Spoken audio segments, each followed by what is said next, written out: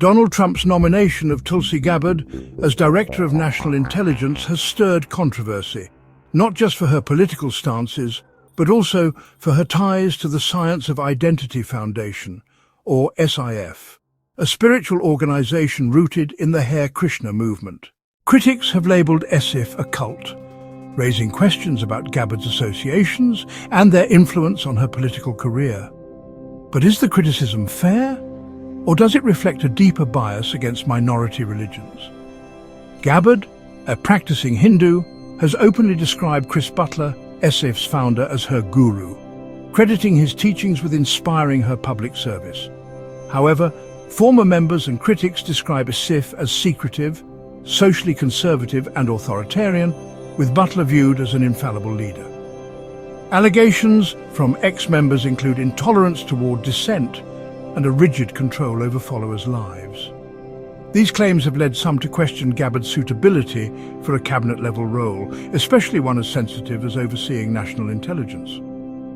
Critics argue that her association with Butler could pose conflicts of interest. Her aunt, Dr. Caroline Sinavayana Gabbard, has been particularly outspoken, calling SIF a political project in disguise. She says the group has long sought to influence mainstream politics, describing her niece's rise as part of that strategy. The scrutiny surrounding Gabbard, however, raises an important question. Is this about legitimate concerns or cultural bias? The Hare Krishna movement, including groups like SIF, is often perceived as exotic or different. Despite its history of spiritual practices like chanting and meditation, Hare Krishna groups have rarely been politically influential, especially in the United States. Gabbard's nomination is likely the highest-profile political moment for someone tied to a Hare Krishna offshoot. Unlike large Christian movements, such as Pentecostals or evangelicals, which wield immense influence on policies ranging from reproductive rights to LGBTQ+ issues, Hare Krishna affiliates remain on the fringes of political life. Consider this. Conservative Christian groups often avoid the cult label, despite practices that some might find controversial, such as faith healing or speaking in tongues. These movements have shaped national policies and contributed to key debates on social issues. Yet, their influence is largely normalized, while smaller, non-Christian groups like SIF face disproportionate scrutiny. The media's treatment of Gabbard may also reflect a fear of the unfamiliar.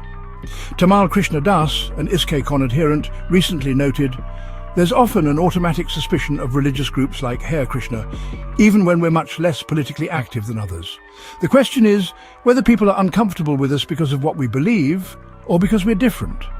The question of bias becomes particularly relevant when considering the lack of concrete evidence tying SIF to direct political interference. While its critics highlight concerns about secrecy, SIF's actual influence remains limited compared to more established religious movements that actively lobby for legislation. So, what does this mean for Gabbard's nomination? It's an opportunity to reflect on the intersection of faith and politics. Should religious associations disqualify someone from public office, or should scrutiny focus on their policies and governance? More importantly, do we hold all religious groups to the same standard? Tulsi Gabbard's faith journey presents a challenge to the norms of American political discourse.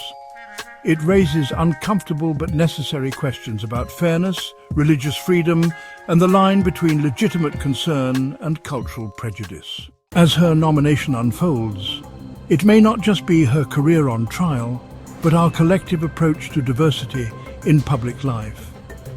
To stay updated on the latest presidential transition news, subscribe to Breaking Through News on the Newsbreak app or at breakingthrough.com.